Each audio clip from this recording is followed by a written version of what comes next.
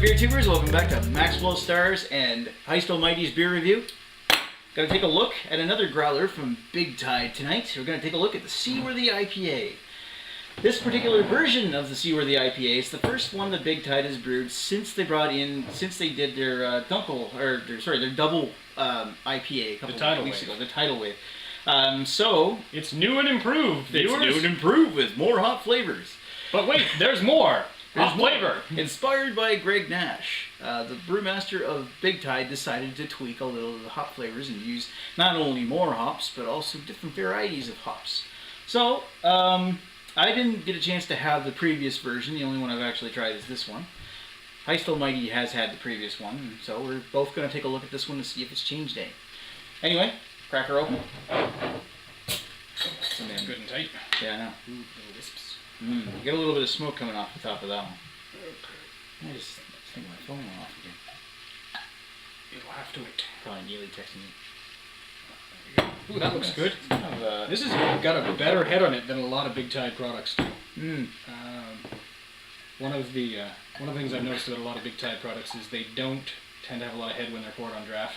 Well, maybe they're just careful pourers. I don't know. I think it's more of the fact that when they produce the beer, it doesn't have. That's got one finger right there, and it's nice thick. A lot of the Big Tide's beers, they don't have a lot of carbonation in the beer to begin with when they're fermented. And the more and longer that this has been on tap for about a week now, nice it is nice. The longer their beers are on tap, the more carbonated they get because the more CO2 is being pushed through the system in order to push the beer through the taps. It just ends up becoming more and more carbonated as it goes through.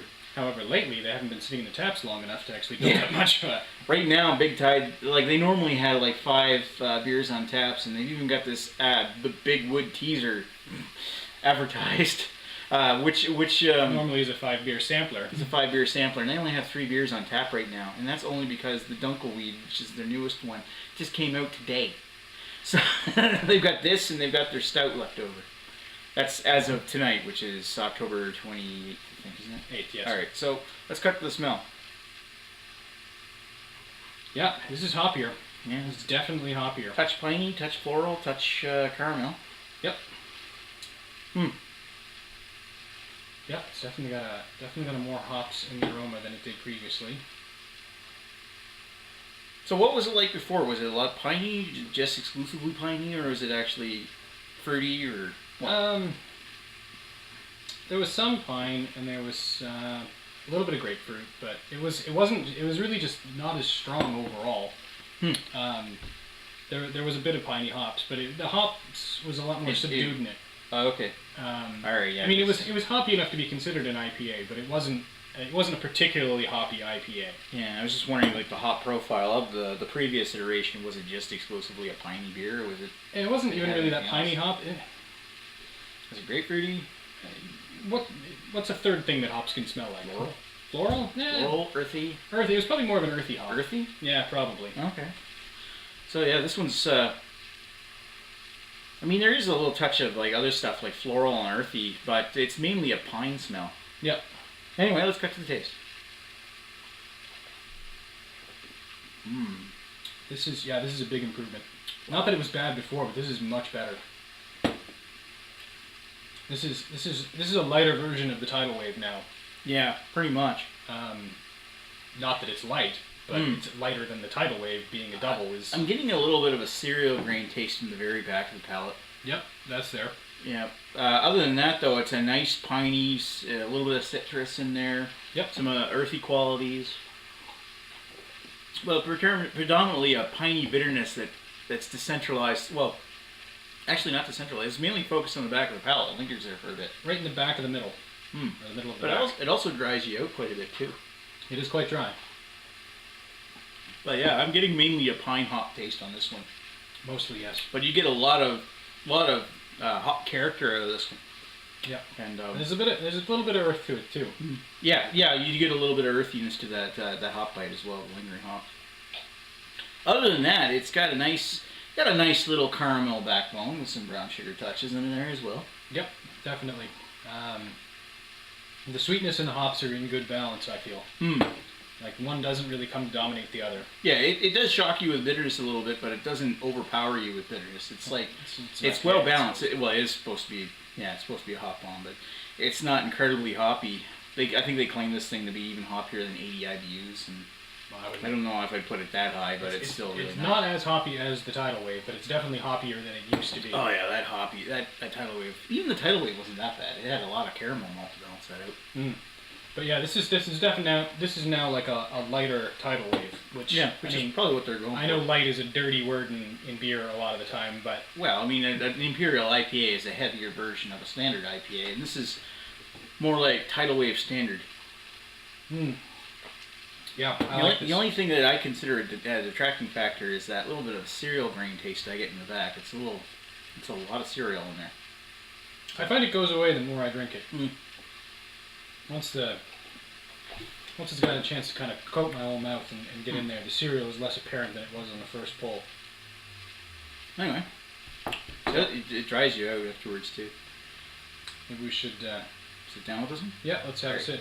Cool. We're going to sit down with this one and we'll come back with some thoughts. Be right back.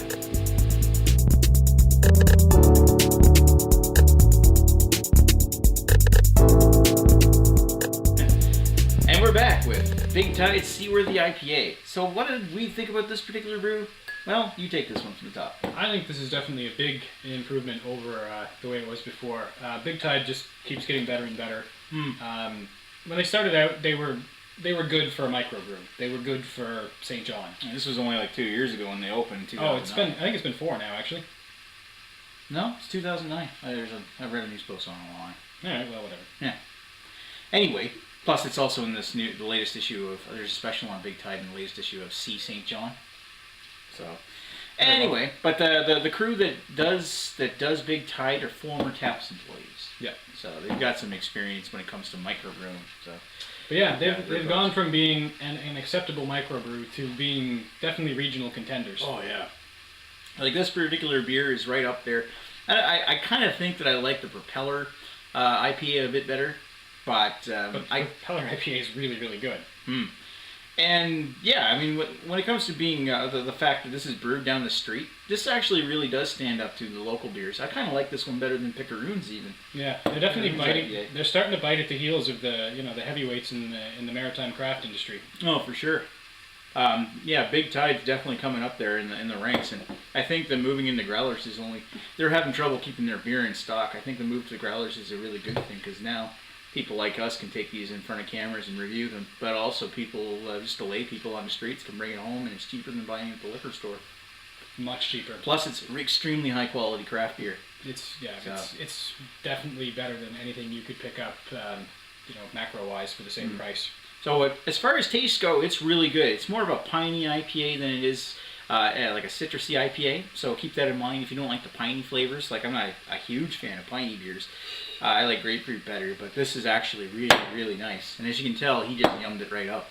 Oh yeah, this was just right up my alley. Other than that, the only detracting factor I can think of is that little cereal taste in the back. It's it's not cloying or anything. It's just I notice it and it doesn't really do a whole lot for me. But I'm still going to give this beer a 4.0 out of 5 because I find this is really good. And if you're in the city and this is on tap at the time, provided they can keep it in stock, definitely try the Seaworthy IPA. It may even be better by the time you watch this video and go in for a drink. Yeah, if they just keep getting better the way they are. Oh yeah, for sure. This might be even better. The sky's the limit, like.